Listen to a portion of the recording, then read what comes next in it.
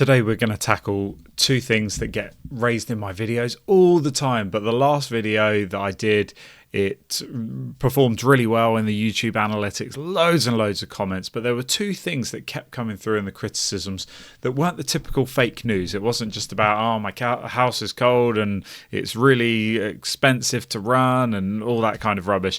And those two things were, number one, price gouging by heat pump installers, and number two, the ethics of the grant funding. So I just want to talk about both of those things quickly and share a few facts and figures with you and help you to make up your own mind to see if there really is a problem or whether things are going quite swimmingly. To help us do that, this is the MCS data dashboard. You can have a look at this yourself. The time period in question is from April 2009 down here all the way up to April 2024. First of all, we're going to talk about price gouging. So you can see that there's up until this period here, just after COVID, it was fairly consistent, the installation of heat pumps. And this is air source heat pumps, ground, water, all heat pump installations, okay? And then you can see there was quite an uptick in the number of installations. Now, you may look at that and you go, well, that may be spurred on by grant funding. But would you be surprised to know that the RHI for domestic properties didn't come in until April 2014, which is right here. Very low at that point, and you can see that RHI did basically nothing to spur on the adoption of heat pumps. Very, very little, just dripping along. The bus grant was introduced in 2022, so clearly after COVID and also going into the price crisis, energy crisis, we can see post-COVID there was an uptick on the RHI grant, okay, or the funding or the funding model of RHI, different from the grant model of bus. So the bus grant was announced, and we knew that it was going to be implemented by April 2022. Lots of people who had the capital and the upfront means all of a sudden jumped on the train for RHI, and you can see that huge uptick there, just absolutely massive, to get that application in because they knew that RHI could be a cash cow for those people who had the means and the wealth to upfront the capital to get these systems installed. Now, what happened since the bus grant was introduced was straight away it kind of fell away for a little bit and had to kind of regain to where it was previously. 3,000 there, November 2021, and November 2022 kind of similar. So it doesn't look like the bus grant did much, but it has started to gain traction. Is that because we're defeating all the dis and misinformation around heat pumps? Maybe, I don't know. But this obviously doesn't give us the most up-to-date data. You can have a look on some of the other reports from like Ofgem if you want to look up some of the data. And this is the complete installations over time. Anyway, I am waffling. What we're talking about is price gouging. So we're going to go down. You can have a look through this. You can look at parts of the country that are doing well, parts of the country that are not doing well.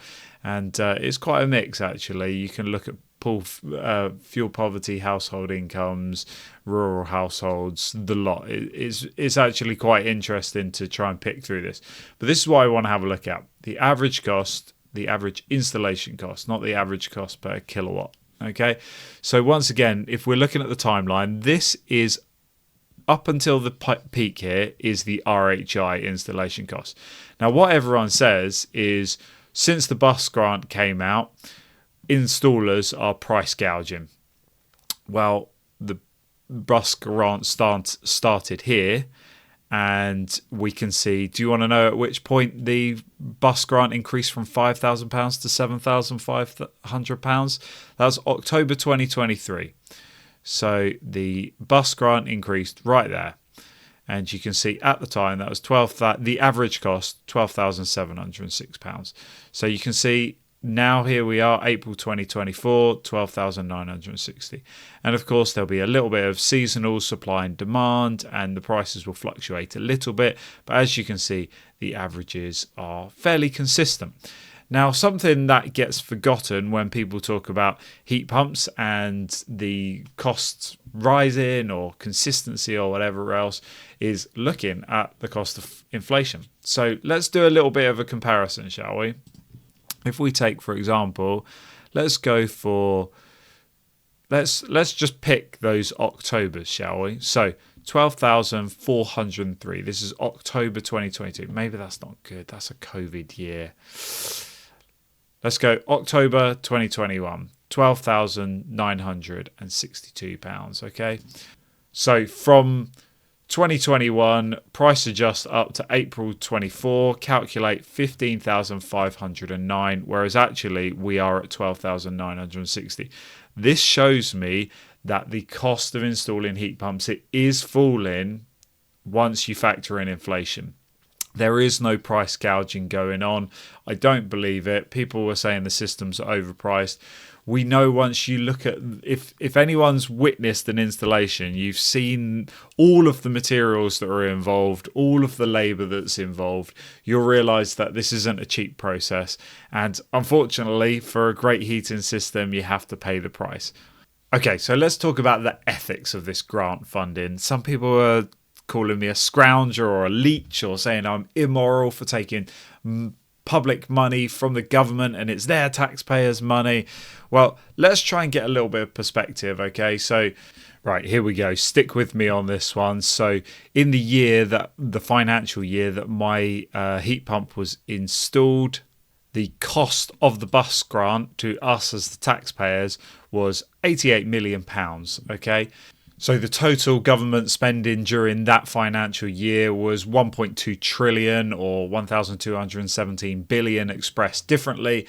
And so this is why, when this kept getting raised in that previous video, I shared the following. I said the bus grant was just 0.0065% of total public spending. So if someone earned £50,000 per year and paid £10,000 in tax, the bus grant would get 65p of that person's tax. So if we now take that 65 pence and we go back over here, and we know that 48,900 installations were carried out, so we can divide down that 65p, and then that shows that just 0.001 pence from each 50k earner would have gone to subsidise my home upgrade. Maybe that helps to paint a better picture. Maybe that helps us with some perspective that this is absolute peanuts.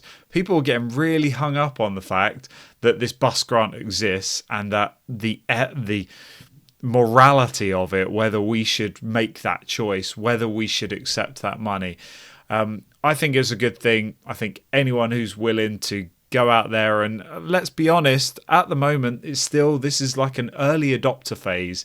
You know, we are in many cases the guinea pigs to help pave the way for mass adoption that will be coming in the next 10 years. I have no problem taking the tax money, also because for the last 22 years I've paid more than my fair share of tax and never been eligible to claim anything, because most of the time stuff like this is means tested. Most of the time us people who sit in that gap in the middle, we miss out on these things. So I don't know, what are your thoughts on what I've presented today? Do you think that installers are price gouging, and do you think that bus grants should be means tested, or do you think it should just continue as it is? Because clearly the installations over time, it is increasing. Is it increasing enough? Is it increasing quickly enough? Well, I've highlighted some of the other problems. But as you can see, the bus grant, we are trending upwards. Things are working. And we know that the tax that we're paying, peanuts of it is going towards the bus grant. This is almost just like a tokenistic gesture of public spending. Thank you for watching. Don't forget to like and comment and subscribe and all that stuff. And you'll see me again in the future. Goodbye.